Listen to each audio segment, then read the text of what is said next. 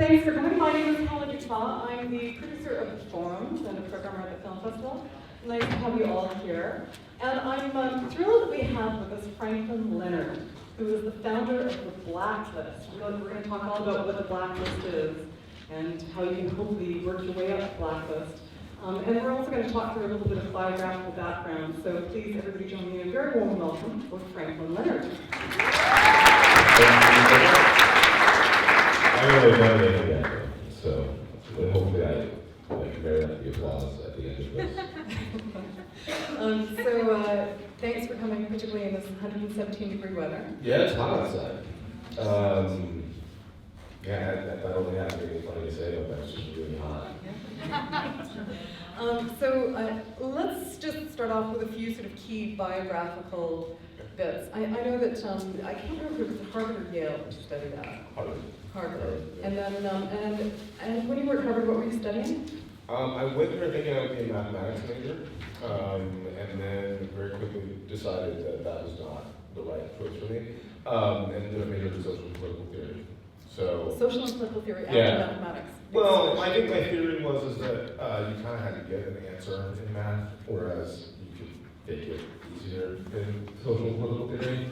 No, look, I had always sort of been torn by my interest in mathematics and the hard sciences and activism and social justice, and I think I was just really good at math as a kid. It just came very naturally to me. And so I went to school thinking that that would be what I would study, and I sort of looked around freshman year at kids who won the Westinghouse competition, or who had proved for Mott's last theorem for n=3, or were leaving after a semester to go to a postdoc program to study math, and I realized very quickly that that was not. I was a big fish in a small pond in Georgia. I was a very small fish in a very big pond at Harvard. And then if I pursued math, maybe I'd be successful, but I was never going to win a Fields Medal. I was never going to be that guy. So it made a lot more sense for me, and I thought I could contribute a lot more to the world, sort of following my path politically. And then after you graduated, you went to New York City. Is that right? What did you do there? Well, there were a few other. It's been a winding road. I actually moved the day after I graduated from college. I moved to Cincinnati, Ohio, and helped run a congressional campaign for a man named John Crandon, who's actually now the mayor of Cincinnati. We lost a very close congressional race. I moved to Trinidad, which is where my grandfather is from, and I worked for the Guardian newspapers in Trinidad for 6 months. And then I had been offered a job as a business analyst at McKinsey & Company, the consulting firm in New York, right before I graduated, and I deferred that offer for a year. So basically, after writing for the Guardian, that year had been up, and I was sort of forced to choose between taking the job and letting it go forever. All of my friends and all of my college roommates were in New York, so I moved to New York and took the job. I figured it would be a great way to pay off some of my college loans, and it would be a great line item on my resume someday. And both of which it proved to be. So. Which happened? Well, both. I paid down my college loans, and it was a good line on my resume. But the job was not what I wanted it to be. I went in, I think very naively, and I thought that I was going to. The best example of this, I was assigned to work on a project for a major magazine publisher, and I remember thinking, this is going to be amazing, and I'll be sitting in a room with all the people at the various mastheads and talking to them about how they can change their content to increase their circulation. And what I actually ended up spending my time doing, 6 days a week, like 12 hours a day, was figuring out how this company could reduce their paper costs, which is undeniably important for a major magazine publisher, but not how I wanted to spend 75 to 80 hours a week. And so I was about to quit, and I literally went into human resources, like, how do I quit? The secretary of human resources said, look, take a week, don't rush into anything. It's very easy, but there's a lot of burnout, so don't worry about it. And the next day, my entire analyst class was laid off with 5 months severance. So the person in human resources is essentially your guardian angel. Absolutely. I think it's a great lesson in, I don't care where you are on the hierarchy of sort of seniority or sort of power at a company, treat the people ostensibly to be really well, because oftentimes they know more about your fate than you ever could. That's great. And so no rash decisions. Yeah, no rash decisions, and also just treat people well, because you never know who might be solid. And so then, getting to LA from there, what was the transition there? So I had 5 months where I didn't have to go to work. I was getting a paycheck and had health insurance. It was great. And I had worked every summer when I was in college, in high school and college. I'd gone right from graduation to Cincinnati. I had never really taken a break, and so if I'm being honest, I bumped around New York for a bit. All of my roommates were sort of in creative fields. One was an aspiring playwright, one was a musician, and one was an actor. And so when I was working at McKinsey, I would get these phone calls in the middle of the day, like, "Hey, we're at a bar in the East Village. You should come out and hang out." I'm like, "Guys, I have a job. I'm at work." They're like, "Well, when you're done with work, come out." And I'd be like, "I'll be here till midnight." "Yeah, we'll still be here. You should come out." So I did a little bit of that, but it was more like, look, we do stuff like, let's walk the entire island in Manhattan. Like, let's take this up into South Street and walk all the way up to Inglewood. So we would do stuff like that, and what I realized is that I was, whatever sort of ridiculous thing we got into, I would end up stopping by Kim's Video on St. Mark's Place, which was this amazing, movie video rental place that has since closed, and their entire library was really enough moved to a museum in Italy. But I was stopping by there every day to rent 2 or 3 movies, and I was watching a ton of movies. And then I started reading about the film industry at the Barnes & Noble in Union Square. And literally, I'd go to the Barnes & Noble in Union Square, I would find a chair near the movie section and just read every book they had about the movie industry like I was in a library. And I think what I realized over time was that I've always loved movies. The first thing I did when I got my driver's license was drive to Blockbuster, RIP, and rent all 3 Godfathers. And I remember going to see Jurassic Park 3 times opening weekend when it came out. Like, my mom brought me up to the movie theater, and I begged her to bring me back the next day so I could watch it twice again. But growing up in West Central Georgia, it wasn't exactly something that, there were no models for people who looked like me or had my background in the film industry.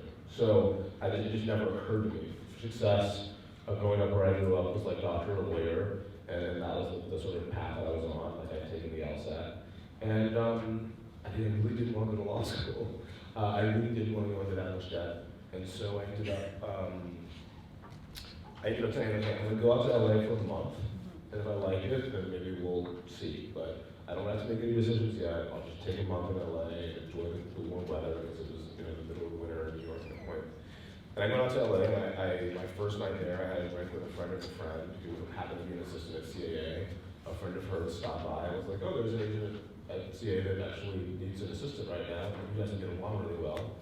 And I was like, "All right, I'll take the meeting." I sent in my resume, and that was a Wednesday night. It was a Tuesday night. Sent my resume on Wednesday, interviewed on Thursday, was offered the job on Friday. And who's the agent? Rowena Arqueles, she's a motion picture lit agent at CA. She's still there. I think she's been there her entire professional career, which is rare. But she represents a lot of directors that sort of come out of the indie world and move into the studio world. So she represents like Justin Lin, who directed Better Luck Tomorrow, but also the 3 most recent Fast and Furious movies. Well, maybe not the most recent one, but 4, 5, and 6. And then, or 3, 4, 5, and 6. And then Patty Jenkins, who's going to direct Wonder Woman, but also directed Monster, which Shirley's there. So she was great, and we got along really, really well. Right? So I didn't have that sort of awful working as an assistant or an agency experience that I think a lot of people do. And as her assistant, did you have to read a lot of scripts? It wasn't required, but it was sort of one of those things, nor was it even necessarily encouraged, but I think I realized very early on that I'm not cool, like in a Hollywood sense. Like, you're never gonna find me out at a club, like I'm not that guy. I think he's cool. The hair throws a lot of people off. It really does. You should just think of me as Urkel with dreadlocks, and then you got a pretty good idea of who I am. But in all sincerity, like, I'm not that guy. Like, I'm a homebody. I would much rather sort of stay at home and like watch the news and make snarky comments on Twitter than I would like go out. And so, even though this was an era before Twitter, but my point is that I realized that like if I was going to be successful in the film industry, I needed to have a competitive advantage. And what my competitive advantage was, very clearly to me, was that I could work harder and be nerdier than anybody else in town. So I was going to read more scripts, I was going to watch more foreign films, I was going to know more information about what was going on in town than anybody else, and that would be the thing not I'm friends with this actor, or I can get you into this club. It was, you need a writer for this script. Oh, well, here's 5 that you've never heard of, off the top of my head. And so I was reading a lot of scripts then, but it was really just as a matter of like, what is going to be my strength in this business? This is like sitting at home with scripts is not that different than me as a kid, under the covers of my flashlight trying to read after my bedtime. So now the idea for the blacklist, when did it first occur to you? So that happened 2005. I was working for the American Actors Company. So I was an assistant at CAA. I got a job as an executive working for John Goldwyn after a year, and then I got the job working for Leo. My job was finding great material. Like, that was the job.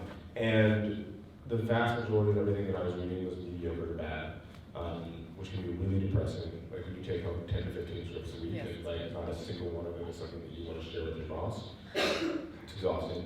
And so I was going on vacation for 2 weeks, and I wanted to read some good scripts. And I sent 75 people I knew that worked in jobs similar to mine an email and said, send me a list of your 10 favorite screenplays that haven't yet been produced.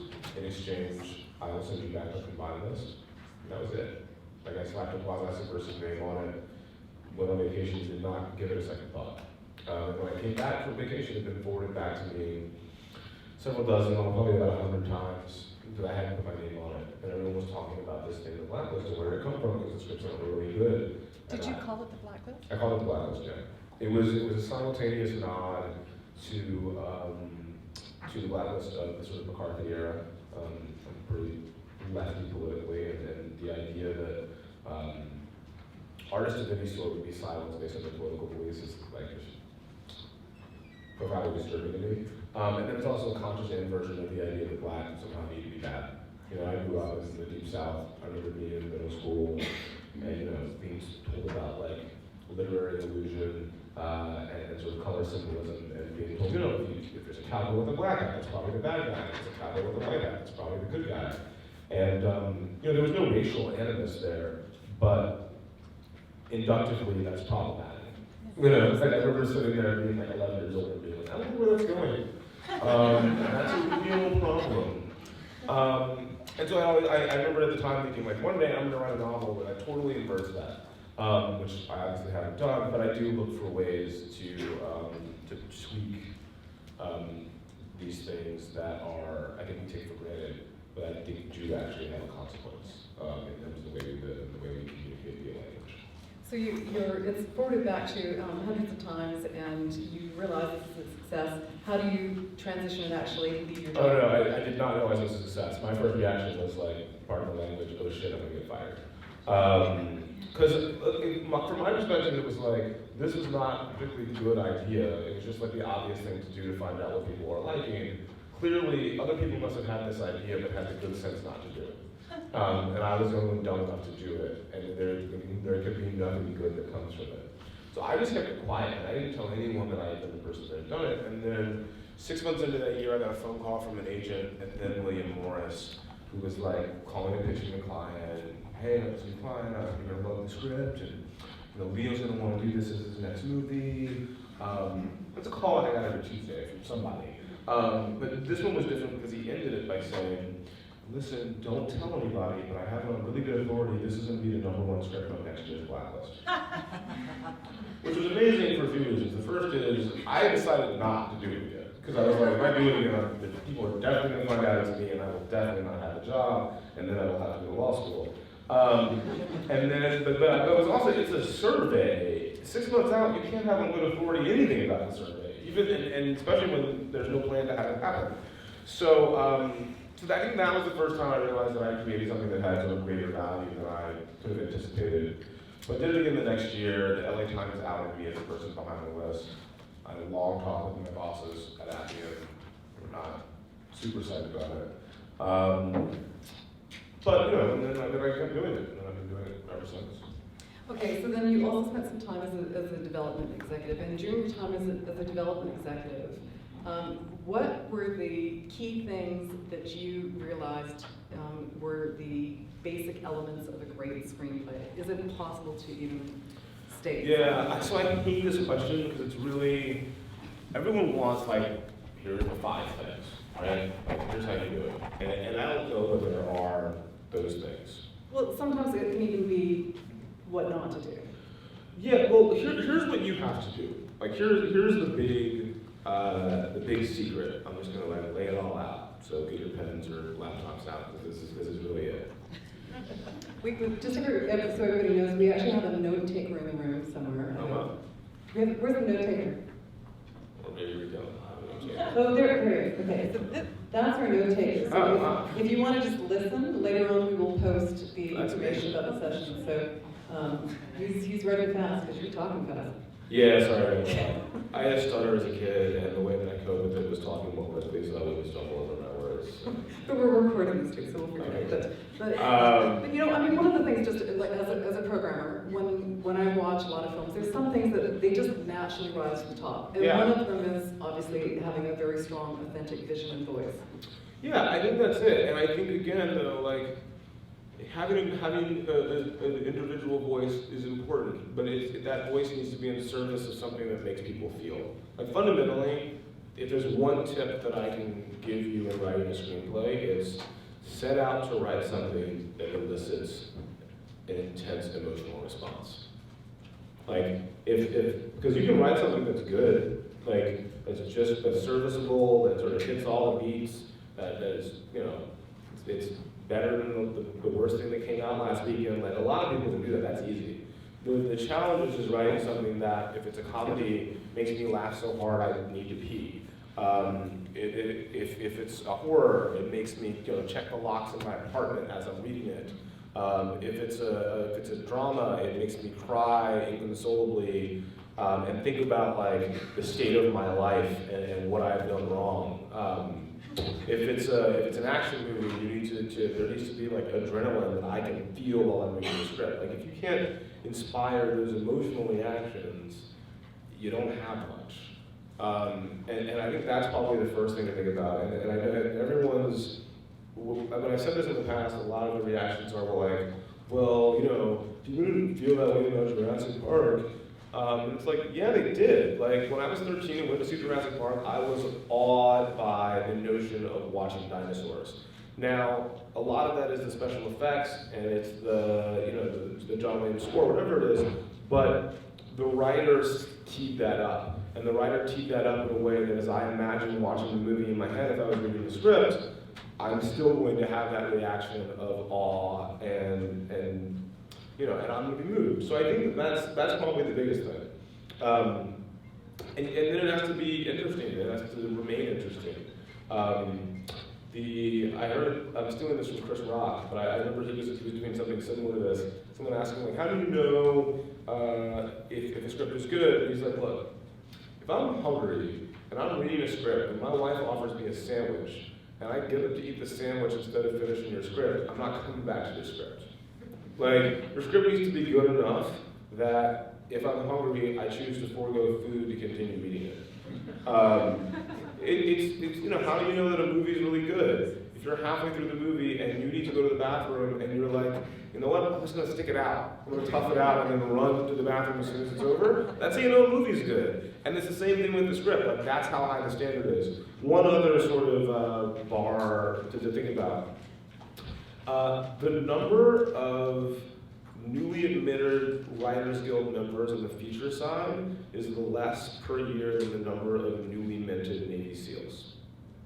Sorry, the number of writers newly admitted to the Writers Guild on the feature side each year is less than the number, is lower than the number of annually newly minted Navy SEAls.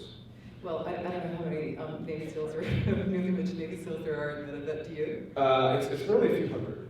Right. Okay. This is what I was told. I gave a speech for the veterans in film and television last week, and they confirmed this. But it's incredibly low. Like, I can definitely tell you, like, there are more people drafted into the National Football League every year than there are admitted to the Writers Guild, the feature side. I mentioned this not to make you realize how long your odds are, though that should be one of the takeaways of it, but it's think about how hard the people work to become Navy SEALs or NFL football players.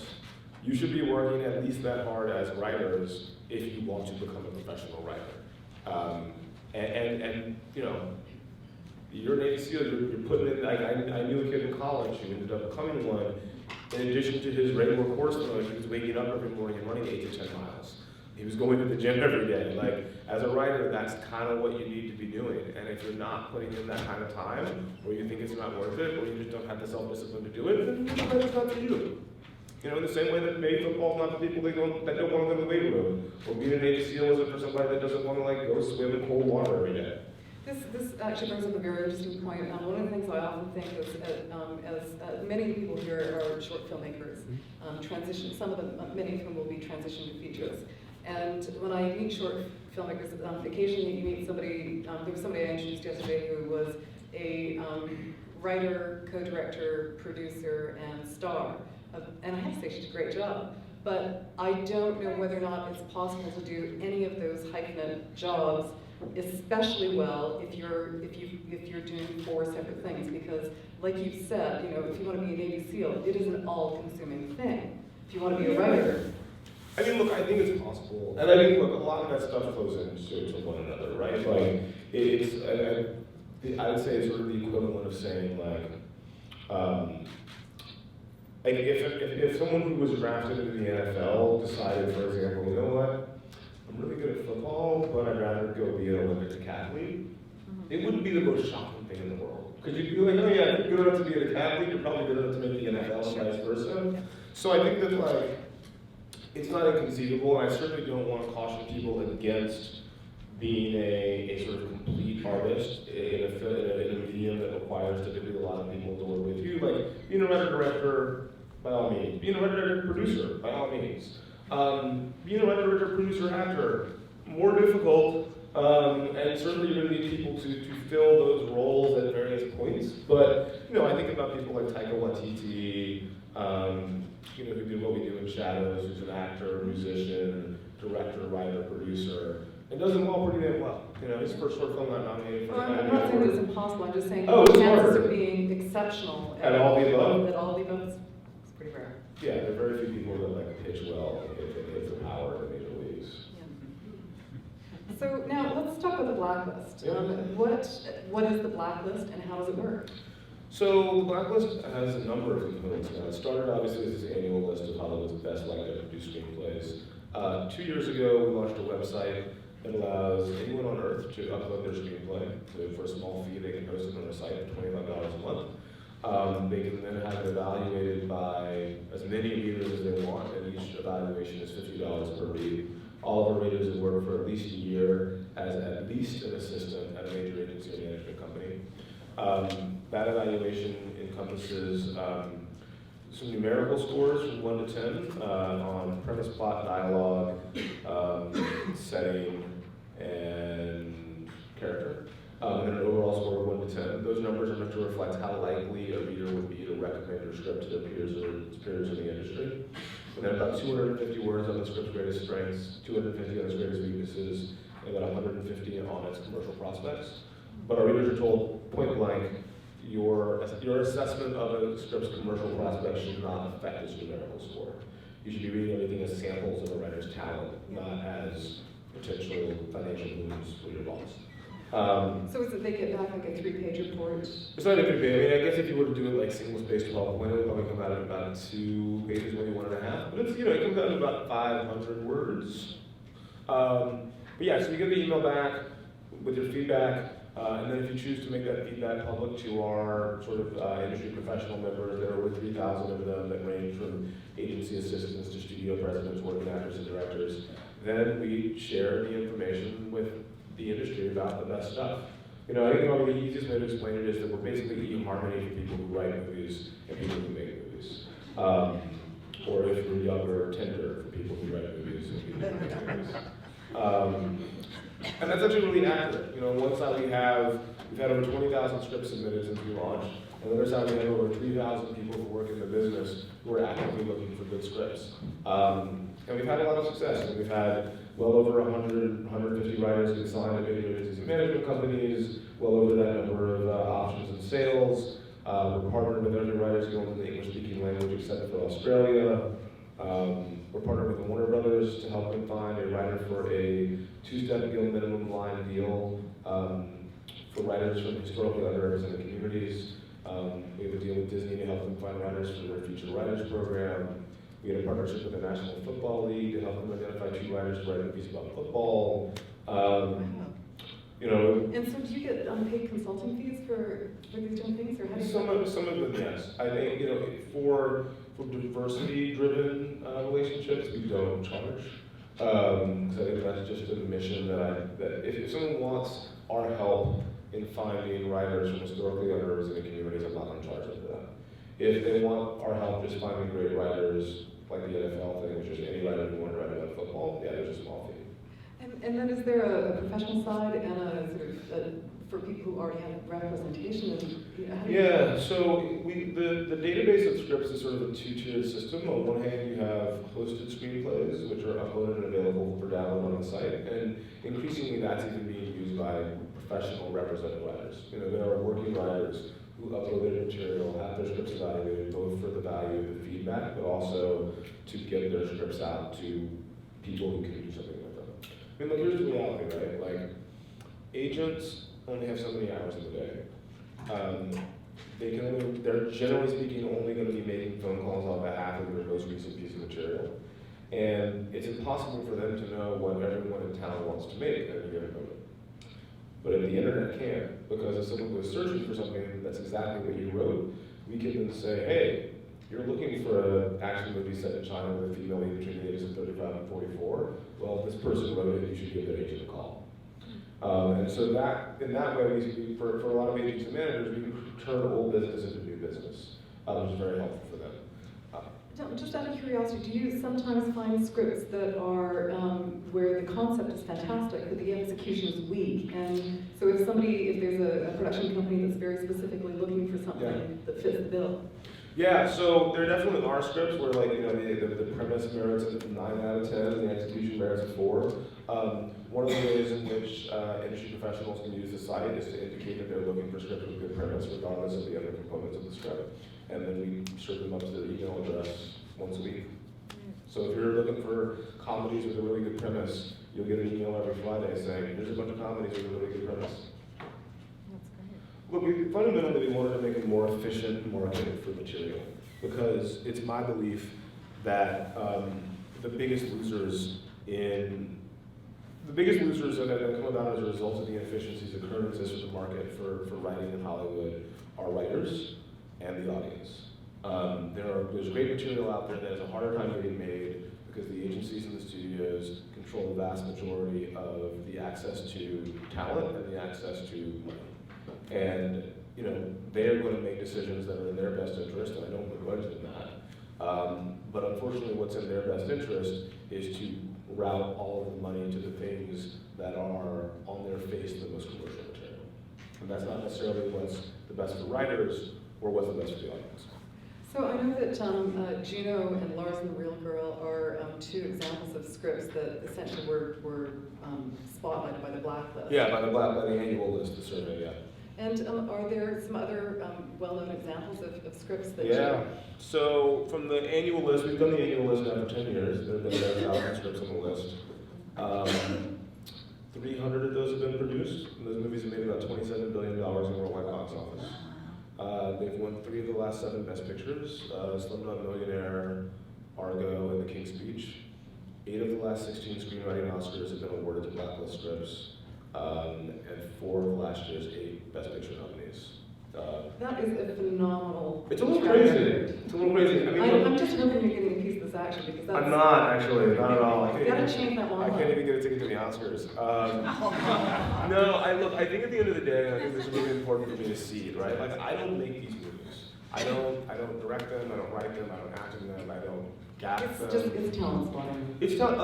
I think we do a very good job of spotting talent, and because of the success we've had in spotting talent historically, I think we have created a virtuous cycle where we catalyze a lot of this stuff getting made, right? So, you know, Benedict Cumberbatch has said publicly that the reason he read Imitation Game when it was sent to him was because he knew he would have been the number 1 script on the Blacklist, so it became the top thing on his stack. And you know, Streep has said similar things about other scripts, and that's really cool. So I think that we do a really good job in that realm. I think the thing that I'm arguably more proud of, so there was this movie that premiered on HBO at the end of May called Nightingale. Are you guys familiar with it? My show hands? Okay. So that script was a script that was discovered on the Blacklist website. Written by a writer named Frederick Metz from Chicago, graduated from NYU literally 30 years ago, had never had a movie made, had just been writing for fun. Had uploaded a script to the site, was discovered by a producer. That producer sent it to David Oyelowo. David signed on. They made the movie. Brad Pitt ends up coming on as a producer post facto. HBO buys it. Premieres on HBO. Is nominated for 2 Critics' Choice Awards and wins one. All in the span of about 2 years. And that's actually the first script produced, the first movie produced from the script discovered on the site. And increasingly, we're seeing a lot more. Shovel Buddies, which is a script that was uploaded to the site, that was then, the writer was then signed, and then ended up on the annual blacklist, is now in production. There's another movie called Eddie the Eagle that Hugh Jackman and Chris Walken ran at Fox that was also discovered on the site.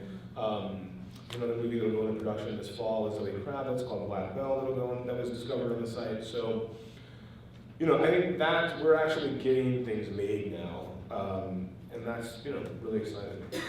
So just to clarify, you have the one option where people upload, they can pay for some reads with some feedback, and then how you initially kicked off the blacklist was by checking with all your colleagues. Yeah. So you still have that component as well. Yeah. So every year in December, usually the last Monday before everyone goes on vacation in Hollywood, we announce the blacklist survey, the annual list of the top scripts in Hollywood in a given year that have been made. So that's the biggest thing that's been around the longest, and there's the website.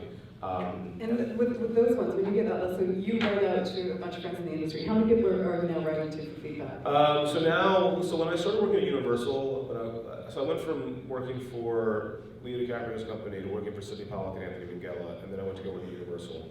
And I went to go work at Universal, I realized that as working for a buyer now, it would be very easy for me to be accused of being biased in who I had voted on the list to make certain things show up on the list.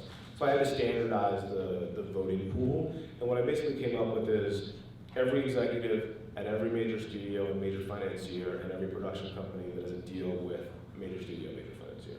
And that ends up being between 500 and 600 people usually, and about half of them end up voting. And is there a pattern to the scripts that tend to be really popular with a lot of different executives, but that remain unproduced?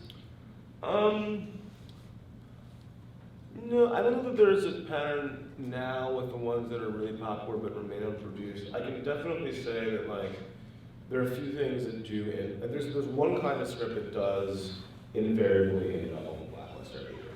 Again, this is another big reveal, so if you want to take this would be one. So if you want to write a script that, if executed well, almost definitely will break through in the industry, write a biopic of someone for whom someone between the ages of 25 and 45 is likely to have a great deal of nostalgia. It should be the kind of biopic, not a cradle to grave thing, but choose one moment in this person's life where everything before that moment is obvious and everything after that moment is obvious as well, sort of in that Motorcycle Diaries vein of biopic making. It should either be a woman or a man with a really complicated relationship with an incredibly three-dimensional dynamic woman. If you do, look, there have been Steven Spielberg, two Steven Spielberg biopics, two Mr. Rogers biopics, a Jim Henson biopic, a Hillary Clinton biopic, a Ruth Bader Ginsburg biopic, a Jackie Kennedy biopic. What else? I know there are more. Arguably, you can say the Alan Turing one is as well, because the result of his work was computers, which we all use.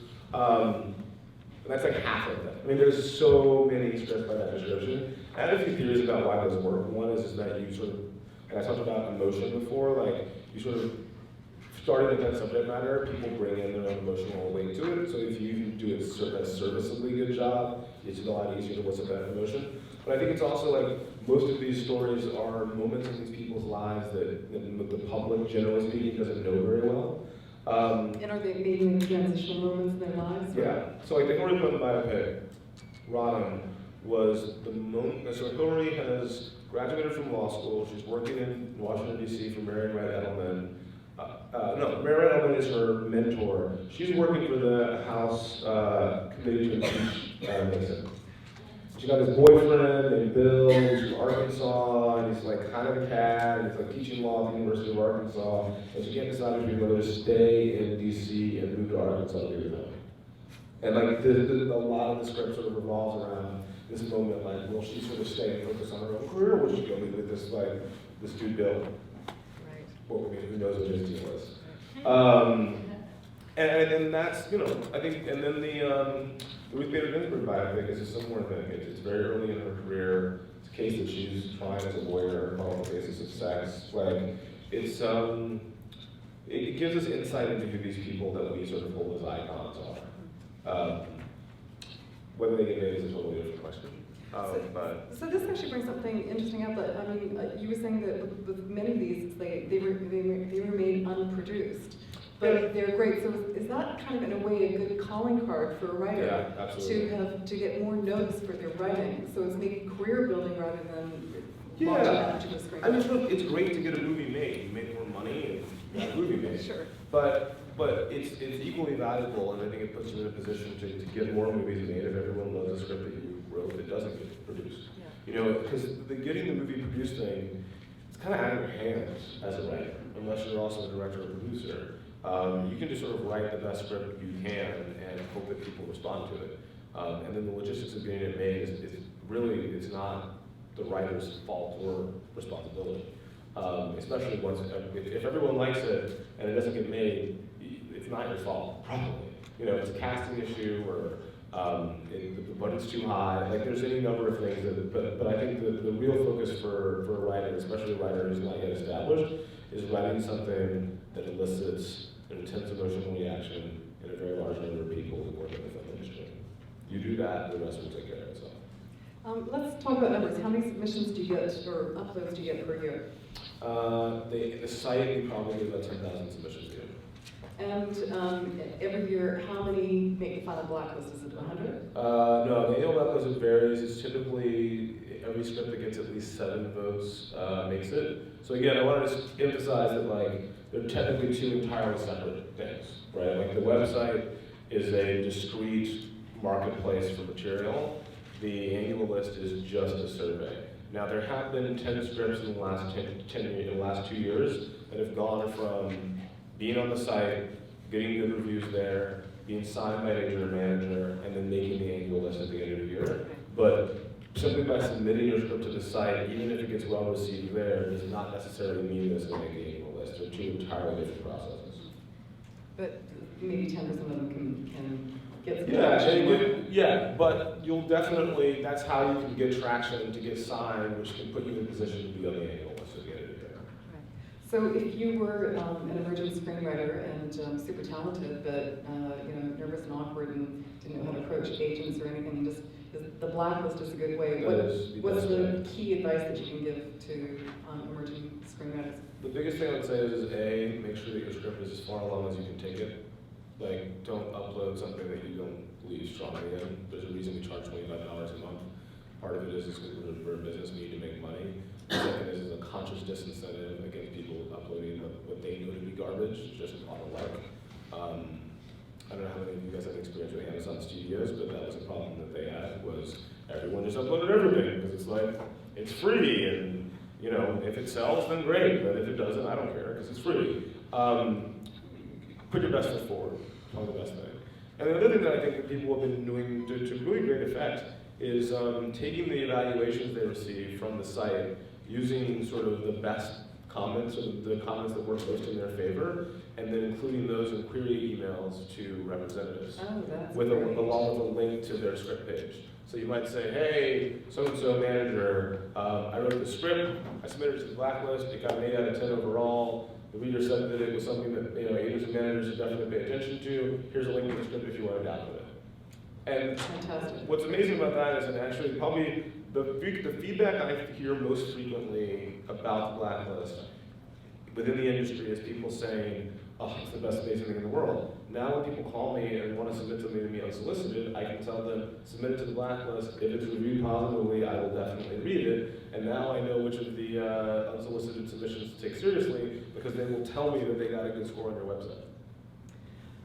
That's great. So now, I know that one of the things that I believe you're starting to move into, or maybe you've done quite a bit of it at this stage, is developing screenwriters, working with screenwriters. How does that work? What do you got going? Yeah, we do some stuff along those lines. A lot of it's very ad hoc. So we started doing some screenwriting labs.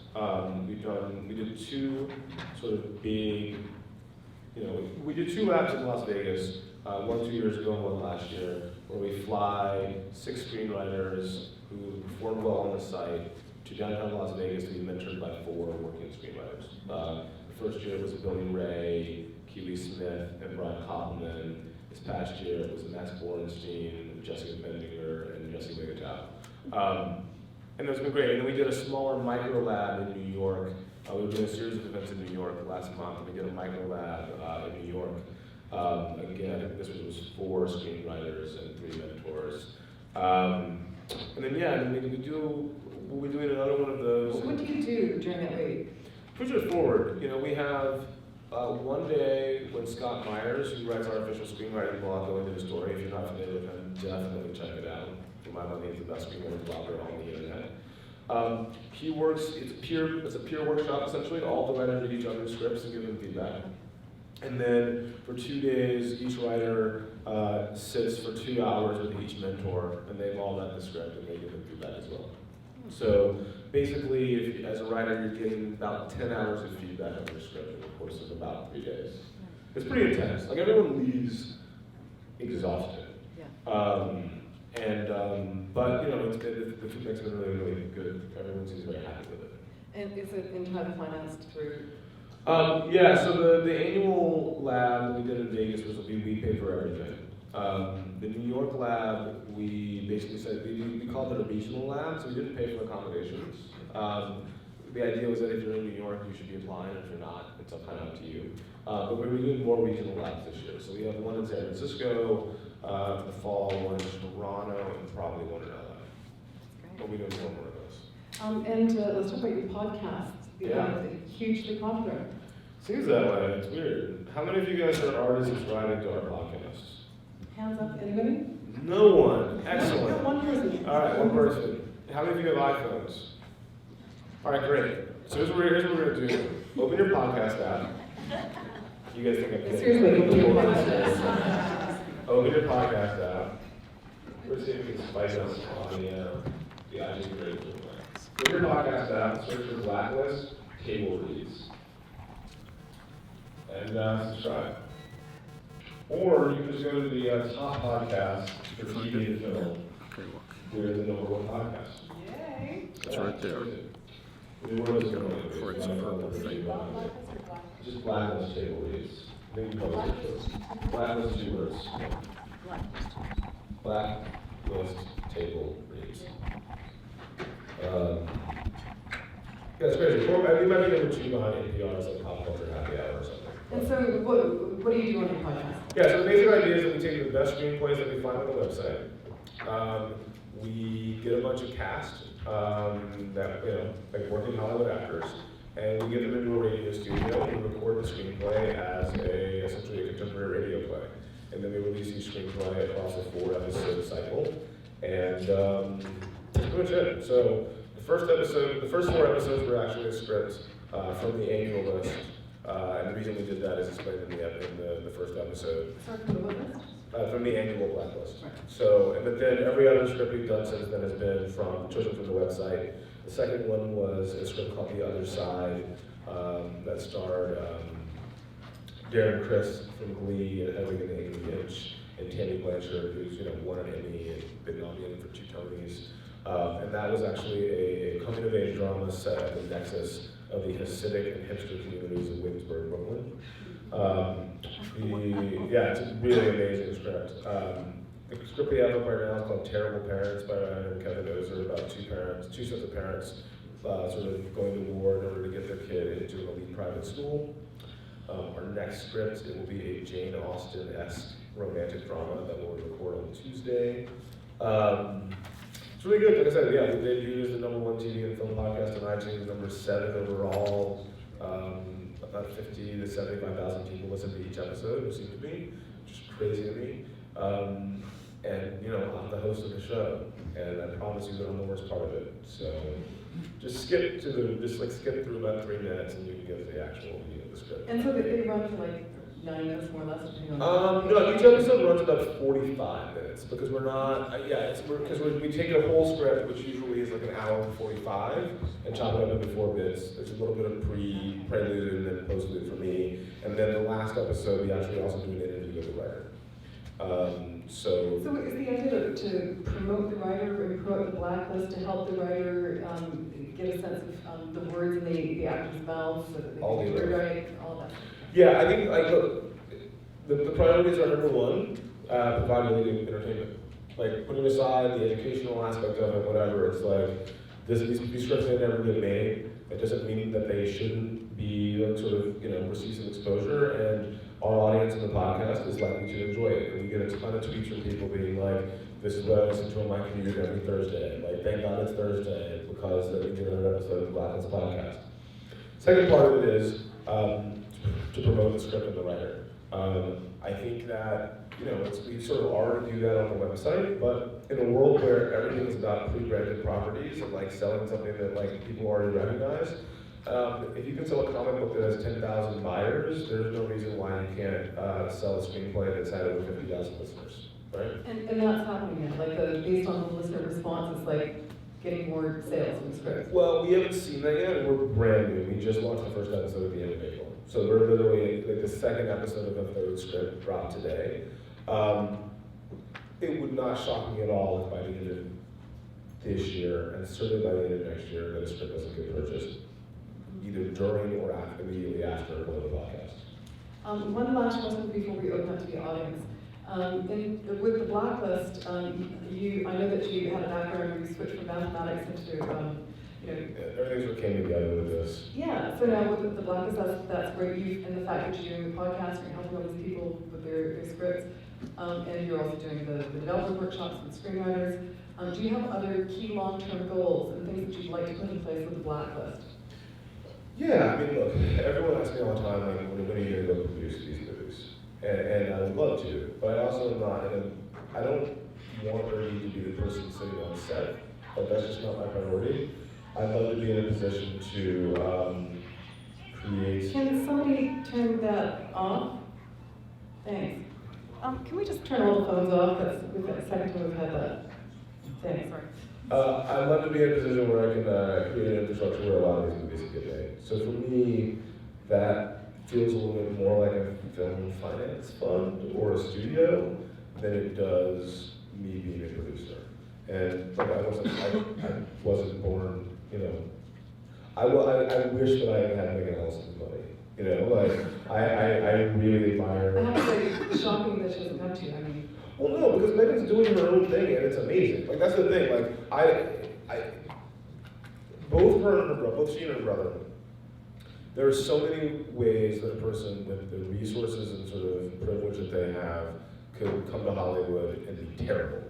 And I think that what Megan's done is basically say, I'm going to take the filmmakers that I love and really admire, David O. Russell, Paul Thomas Anderson, Catherine Bigelow, I'm going to give them the money to make the movies they want to make. And more power to her.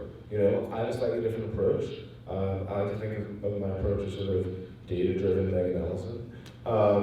But I wasn't born into that kind of fortune, so I've got to figure out a way to put it together.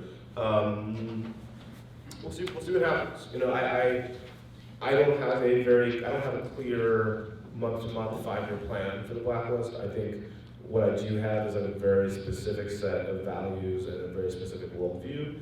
And so the opportunities that present themselves and the things that we build towards have to conform to that point of view. Otherwise, there's just no point in doing it.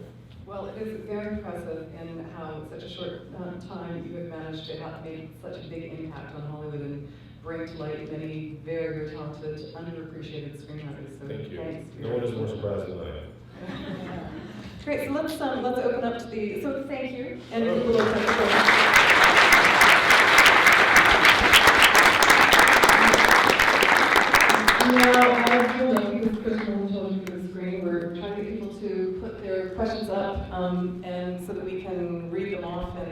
start with questions that way. So please send in your questions. And Kristen, do you have any questions waiting in the wings? So we can also have you just stand up and bellow down to us what your question is, if you'd like to do that. Anybody have any questions? Go ahead, please. Hi. Hi. I'm an ex-speech therapist who just made film, my first one, and it's about, thank you, and it's about Alzheimer's. And I know we've had thousands and thousands from Joanne Woodward up to present time, but it's a short, and I would think of it as a training film. Do you know how to get past the gatekeepers? Can you give any suggestions? Because everybody knows it's the elephant in the room with a lot of families. But, and it is emotionally charging, and it's beautiful, and it's uplifting, and it's happy. Actually, love kind of triumphs over the Alzheimer's case that I have, but I can't get past the gatekeepers. What are you looking to do once you pass them? Well, I would like for it to be used as a motivational device in hospital settings, and trainings for caregivers, and for nursing staff and so forth. Yeah, I mean, I think that I don't think the gatekeepers, I think you're thinking of the Hollywood folks aren't right gatekeepers. No, I know that. Okay, right. So, no, I mean, look, I think that it's about just going directly to the organizations that, work with Alzheimer's patients and saying, I made this thing, here's the festival that it's played at, and you take a look at it, and I want to make it available to your constituency to benefit from it. I think another way also is just to put it on the internet. I think that's look, the beauty of, one of the many beauties of being alive in 2015 is that as an artist, you have built, distribution is free. You made a short film, you want people to see it, upload to YouTube, done. And then it's just a matter of getting the word out. So, that can be as simple as putting it on YouTube, strategically, identifying people to sort of tweet and post about it on social media. And you could even theoretically post it on YouTube and then just put not even that much money in Facebook ads behind it, specifically targeted at people that like Alzheimer's-related organizations. All those opportunities are available now in a way that they weren't even 2 or 3 years ago. Yeah, that's a great suggestion about Facebook as well. One other thing is just on the previous panel, I don't know whether or not you were there, but the panelists were talking about that when something's really good, essentially they will come to you. But if you don't have a venue for people to determine whether or not it's something that has strong appeal, it's harder. So as Franklin said, getting it up on YouTube or on Vimeo, and then doing Facebook publicity through your own sites and through linking to Alzheimer's sites will draw traffic to it. So that when you get a certain amount of traffic, there's going to be somebody who is in a position to help you get into the organizations that you're looking to penetrate. So. Well, we're in the marketplace, so maybe that's a Great. start. Great. Okay. Thank you. Question right at the very back. Go ahead. Do you recommend, in terms of hosting a script, if your script gets a high score on the Blacklist site, and it was great to hear about even how you can use that to market to people as somebody else really, a very respected organization really likes the script. So in terms of hosting it, because for contests and some of the things that you guys offer as opportunities, things change from year to year, where they're looking for different things, or your script is very similar to someone else's. Do you recommend just keeping it up there for a while, or how do you? So we, you sound like you've been on the site before. Yeah. So you've seen you get that graph of how many people sort of looked at your script page and how many people have downloaded it. The reason we provide that is just so that you can sort of know whether you're getting your money's worth for the site. If no one's coming to your script, no one's downloading it, stop giving extra money. That's pretty simple. The one thing that I would say though is like you said, the sort of opportunities for Warner Brothers or Disney or the NFL or Sundance, those do change very often. You will typically get an email from us, whether you're having an active script posted or not, saying, oh, there's a new opportunity from whatever. Legally, all those opportunities require that you have your script posted for at least a week during the period where that opt-in is valid. So in that case, you sort of rehost your script for a month and then take it back down. But all of the data that's accrued for your script the entire time it was on the site is still valid and is used by us when we decide which scripts end up getting selected for those opportunities. So you don't lose anything by taking it down, But there is a fair amount to be potentially gained by rehosting it during those windows when there's something that you fit the bill for. And do you also do that for rewrites? Like if somebody how does a rewrite work? Great question. So if you rewrite a script and you feel like it is a dramatic change in the script, we recommend that you upload the new script as something wholly new. Right? Like if you write a script and you get a 5 out of 10 overall and you rewrite it, you don't want to have it evaluated again to get an 8 and then have that 5 and 8 average to a 6.5. You want the 8 to be an 8. So what we generally recommend is to start entirely new. Like remove the old script, upload the new script as an entirely new script. Even when you pay to have it evaluated, you will not get the same reader. In fact, all of our readers are told that if they realize they're reading a script that they had previously read in a different form, they let us know immediately. They still get paid for that read. If they don't, however, we find out that they've read 2 drafts of the same script, they're fired, period. So like, there are very strong rules about that. And again, we want to get, you know, listen, my dad was a doctor in the Army, and I think I just sort of inherited this like Hippocratic approach to things. Like we want to do no harm. We want to give you every opportunity to take advantage of the platform that we provide, but we don't want for anyone to ever have a script up, and by virtue of having a script up on the site, it ends up less likely to get made or someone is less likely to have a career. We want to be a boon alone. If that makes any sense. Hi. Palm Springs is known as sort of Hollywood's playground, and it also has a high age demographic. Yeah. And I'm a journalist for 30 years that's turned a screenwriter. And what I'm asking, is there a grade list in Hollywood for anybody over 40? And so how does someone like me, who's been a journalist for 30 years, who's obviously over 40, how do I break through that grade list? Because I've been told they don't think we have our thumb on the pulse of what's happening with the youth today, and I don't agree with that at all. I agree with you. So there are a lot of biases in the industry when it comes to hiring. There's a big problem with gender, a big problem with race, there's a big problem with disability, there's a big problem with age. And the Writers Guild's diversity report reflects all of this. My first piece of advice is just write an amazing script. So at a certain point, it's sort of undeniable. If you write something amazing, no one cares if you're 8 or 80. If you can keep doing that, you'll be fine. I think that one of the other advantages of the Blacklist website is that no one knows how old you are when they download and read your script. They just know the script. And that's by design. You can even upload a pen name. So if you have a distinctly ethnic name, you can be John Smith. Or as a woman at a recent presentation said, so I could upload my script and be John Dick if I want to. I was like, yeah, sure. I don't know if I've recommend that, but sure. But yeah, so you can be anyone you want on the internet, and you can be anyone you want on the Blacklist, and then they just, they're in first prize when they fucking meet you face to face. 2 great stories sort of on that front though. I mentioned Frederick Mensch, who wrote that script Nightingale that got produced, was on HBO, and he's now, very much in demand.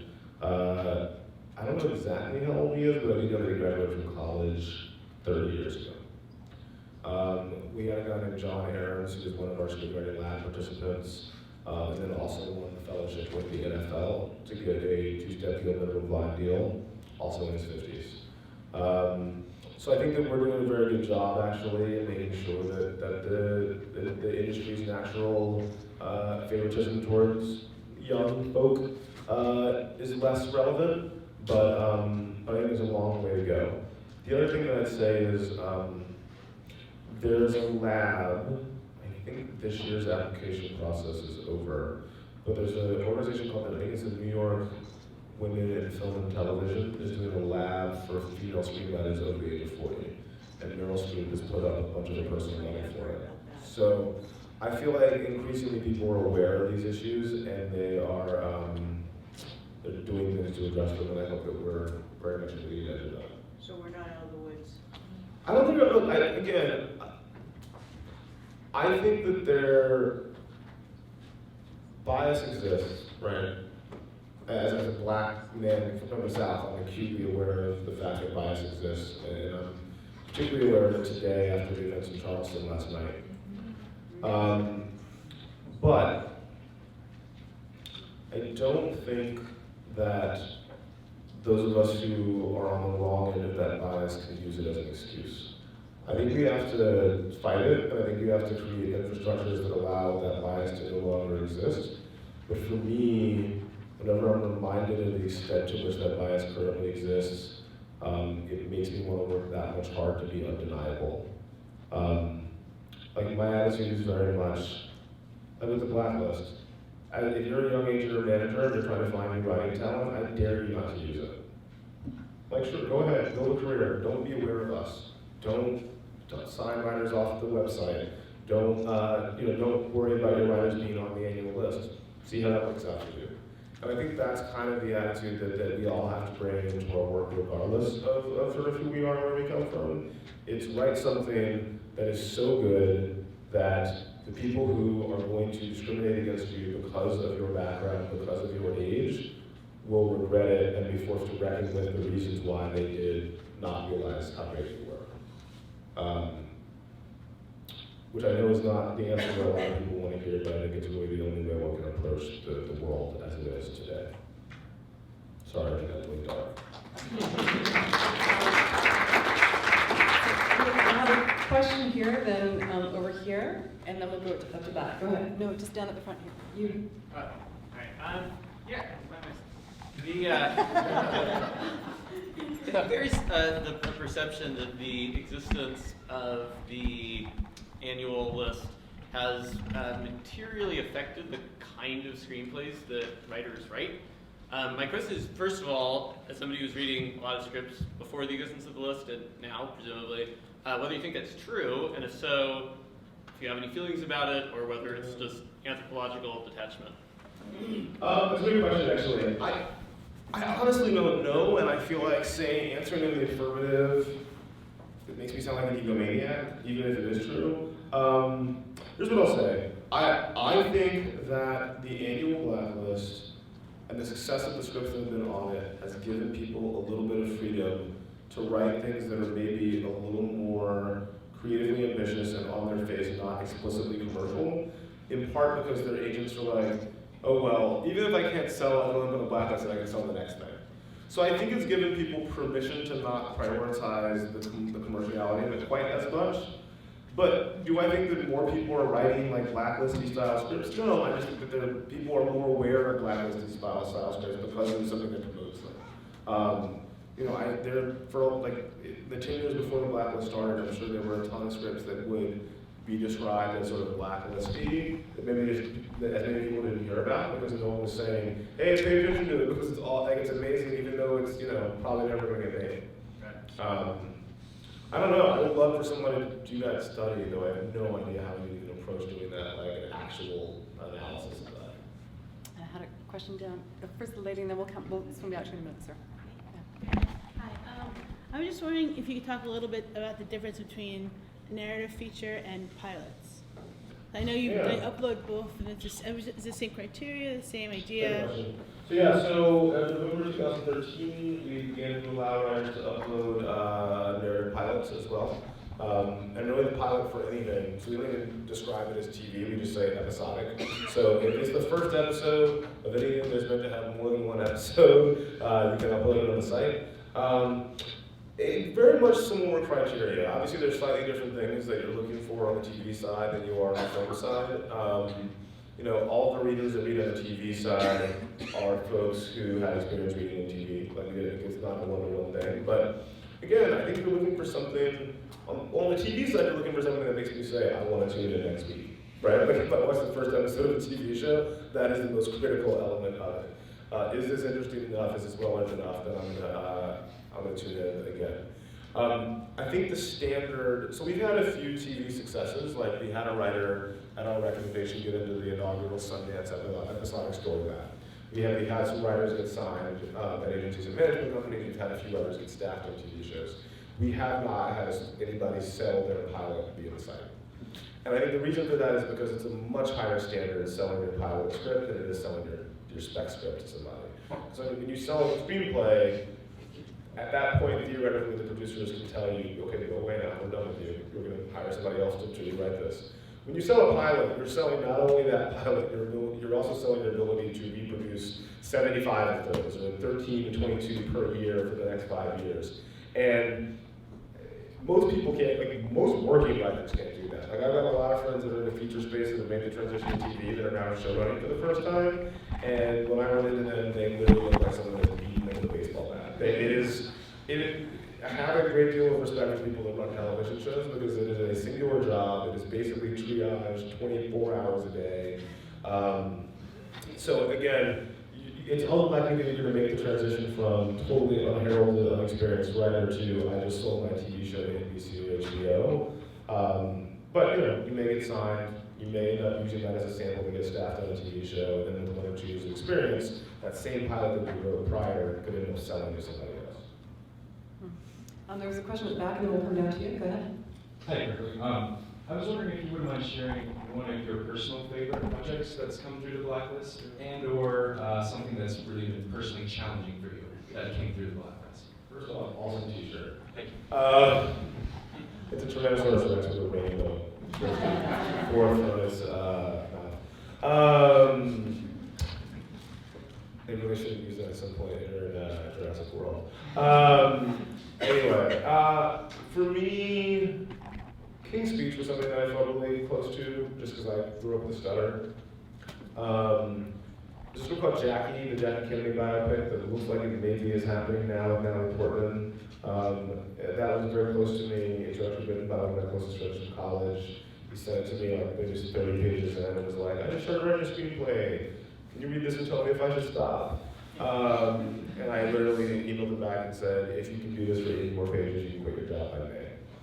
And he finished the script at the beginning of April. I read it. I gave it to my former boss at CAA, and he was meeting with Spielberg by that Friday. Like it happened very fast. It's a really good script. So those are 2 that I feel very close to.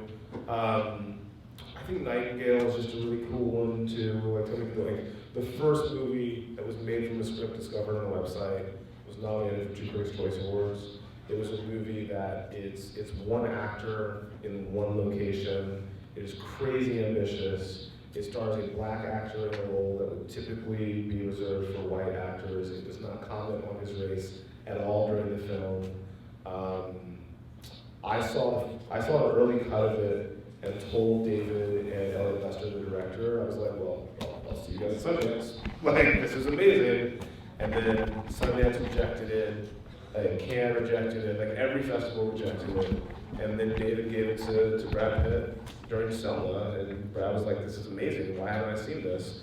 A couple weeks later, it was sold to HBO. So I think that movie reflects all the values that we really embrace as a company, like a great creative ambition, not sort of playing by the rules of Hollywood has historically set, these sort of legacy rules that exist, and finding success despite it. Like, in spite of everything that should have prevented this movie from finding success, it still managed to find a way through, and that hopefully the Blacklist legacy will be very much similar to that. Go ahead, sir. My question has to do with international sales agents.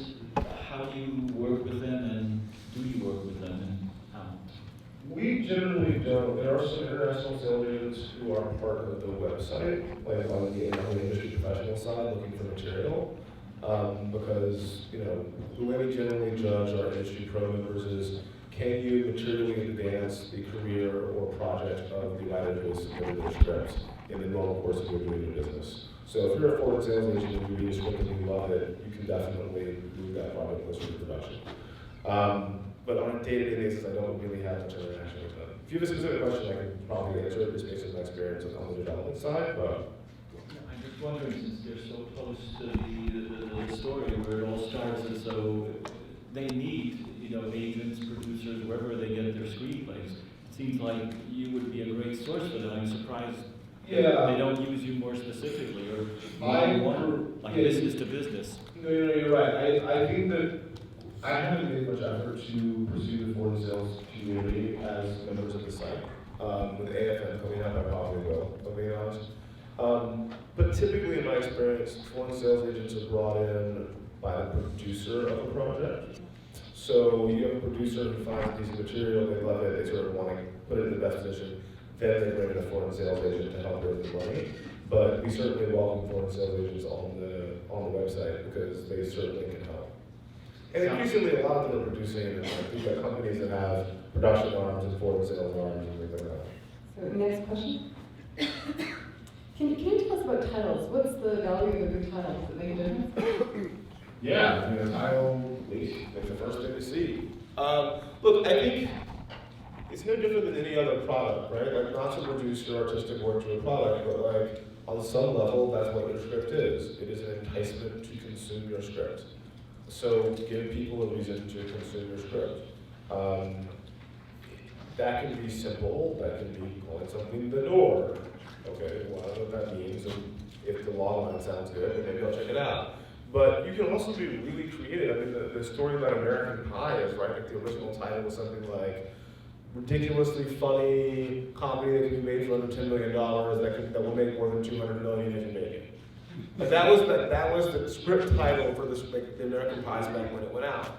And that gives you like a sense of like the sense of humor of the writer, right? I'm trying to think of other really good examples. I don't think about titles all that much, but it's a really good question. I think if I were a screenwriter right now, what I would do with titles is I would come up with 3 or 4 options, and I'd go on Facebook and I'd say, you have 3 movies to watch on a Friday night, title 1, title 2, title 3, title 4, which one do you watch? Right. And then you know, Well, yeah, just see what how people respond. and then when you go on your website, log line and synopsis, are the screenwriters writing their own, or is that something that they use from the coverage they get? Screenwriters writing their own. I'm proud to say that many of our readers write such good ones that people end up taking the ones from their evaluation and using them, which is totally fine. Is it just a log line, or do they also write a short synopsis? It's just a log line, yeah, just a log line. And any great tips for writing log lines? Again, think of a log line as the trailer for your screenplay. Don't worry about like, this is everything.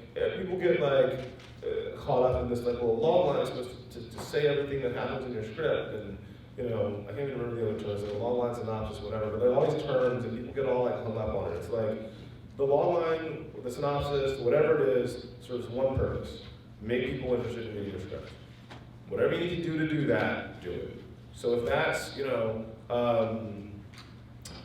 there's one that's on the site now, there's a script called Chrome Noir,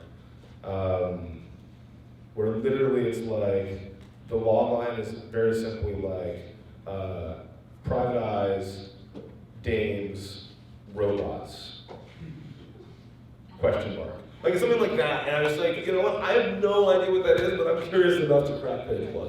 Yes, I had a filmmaker come up to me while we were outside, and he's got a film that I haven't seen yet that's in the festival, and it's called You, Me, Bathroom, Sex, Now. And you know, but exactly, it's like, look, I don't, you know, that's actually going to be really polarizing, right? Like some people are going to be like, I know that's not for me. Other people are like, I gotta know what's up with that. And I think that that's, you know, at the end of the day, that's kind of what we're trying to do. We're trying to make people pay attention, and we're trying to make people stick with us through the story that we want to tell. And I think whatever tricks allow you to do that, use them to your advantage. Other questions? I've answered everything. Absolutely everything. Nobody needs to know anything more for a huge successful career. Any other key things that we haven't covered, maybe that you feel we should know about the Blacklist or screenwriting?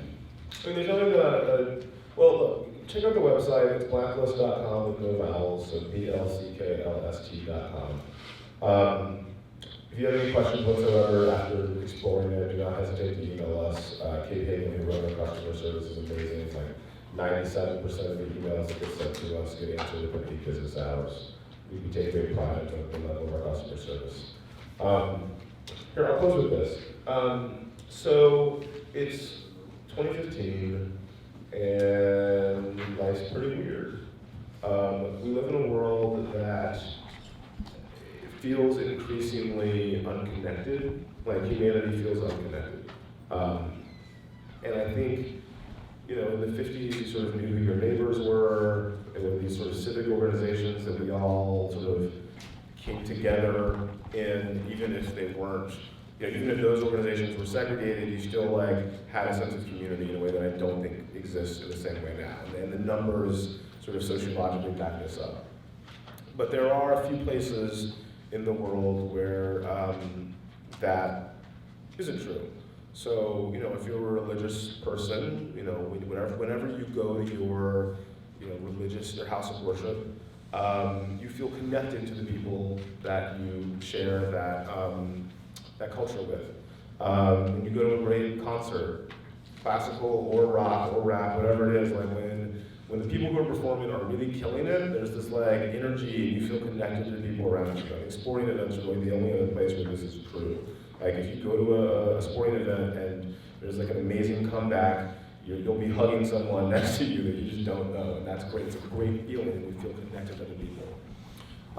I don't think it's a coincidence that, you know, with film, every Friday, millions of people go into dark rooms with people they don't know, and they hear stories about what it means to be human.